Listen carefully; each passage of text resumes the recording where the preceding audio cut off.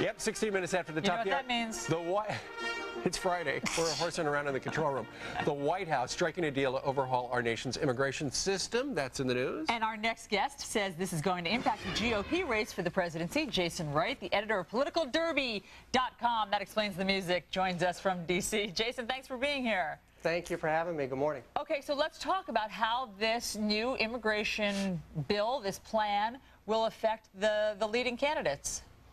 Well, I do think this issue has real potential to shape this race over the long haul. If you look at the 4 or 5 leading candidates on the right, with the exception of Rudy Giuliani and social issues, really their platforms are almost interchangeable until now. This immigration issue really has drawn a very deep line in the sand. You've got Mitt Romney on one side saying he firmly opposes this compromise announced last night.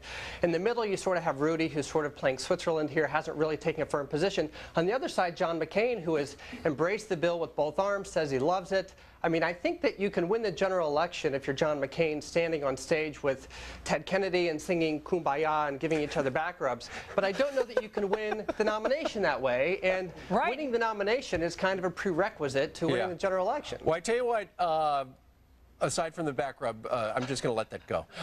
Let's go ahead and take a look at your rankings for the week. We just ran the horses down the track. You got Rudy in first place. Romney and McCain are tied for second. Huckabee is in fourth. And then you got Fred Thompson in fifth place. And he's going to fall a little lower unless he announces something you say. Now, let's talk about this, the possibility of a Michael Bloomberg run for the presidency.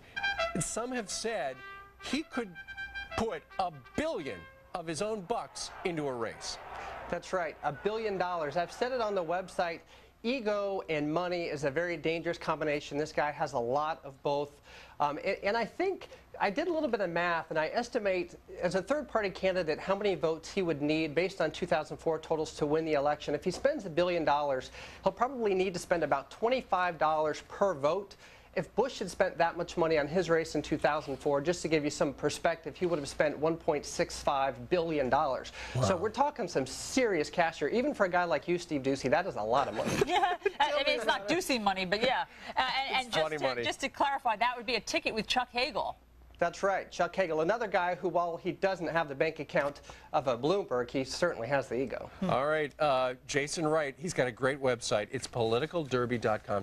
Jason, thank you very much. Have a great weekend. Thanks, guys. Thanks, Jason.